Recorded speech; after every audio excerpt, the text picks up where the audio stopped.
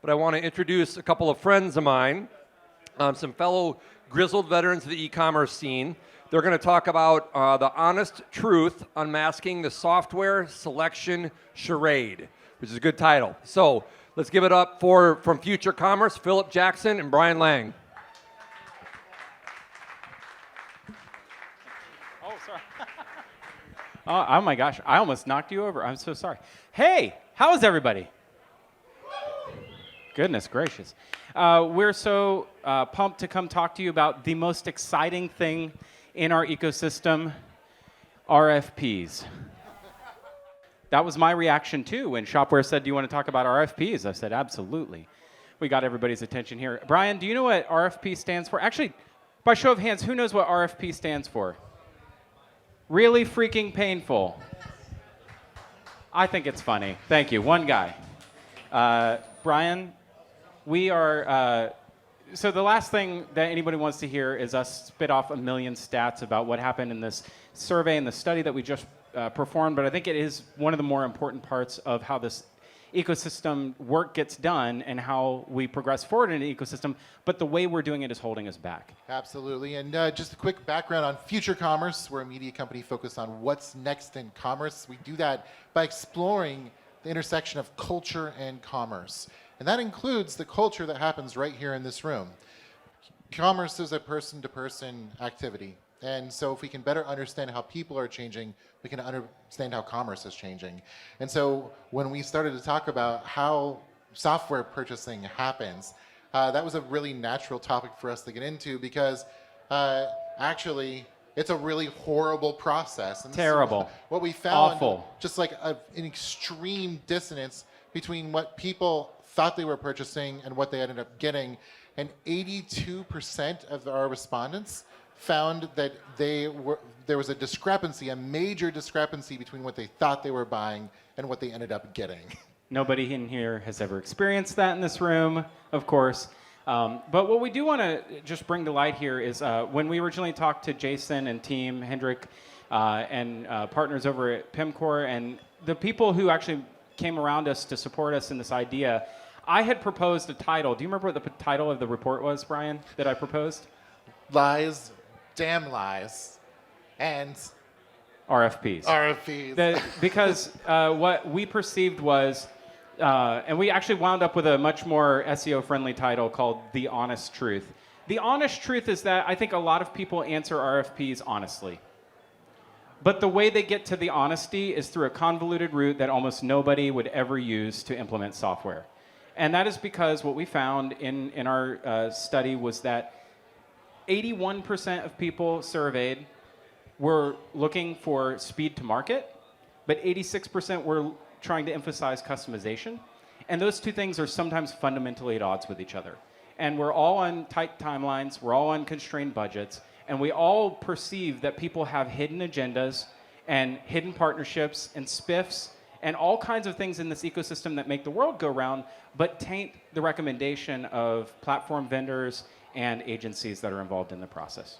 Yeah, and another thing we found is that integrations were important to over 80% of the respondents, as well as one of the main problems with their software purchases. And so what we're finding is that there's just massive amounts of pain as a result of the way that people are responding to RFPs. And so we believe, and we started to ask how people might want to change the way that they respond. And as I was talking to Mike about, who just appeared a second ago, maybe just throw RFPs out the window. Or we can have software that helps us do it better. And I think that what we're seeing is a lot of hope that AI can help to parse these at a greater scale and actually help teams that are already stressed doing implementation work, who have to crunch through the nights and weekends just to answer RFPs and do it on a compressed timeline. They're already turning in their individual roles to AI, whether their organization allows them to or not. And that's the reality of the rule that of the ecosystem that we're in. Now, why do we have anything to add or say to this as a media company? Brian and I spent 10 years agency side, 12 for you? Yeah. 12 years agency side, and we've been through the ringer on this. And we didn't have AI back in the day. And what we realized in the midst of trying to understand the business needs of a software buyer and the platforms that we worked with is that oftentimes the software that wins was the one who we were already partnered with, who was involved in lead sourcing the deal. Shock. Does that blow everyone's mind or what? It's amazing. So you didn't need a research report to tell you that. But what you do find is that when you have 100 merchants who answer independently and honestly and open-ended questions, is they'll tell you they already know that's true. And something that was super interesting is for those of you that did develop a trusting relationship with your agency, and actually 77% of you did find that your agency was your trusted source, but only 1 in 5 of the merchants that responded actually leveraged their account manager at their agency to help them pick their next software. And so there's a massive disconnect between trust and selection. And so this is something else that we delve into in the report. Yeah. Okay, so you're never going to synthesize. I've seen a lot of you drinking a lot of beer. So you're never going to absorb all of this information now, but you could take it with your electrolytes later by going to futurecommerce.com/honesttruth.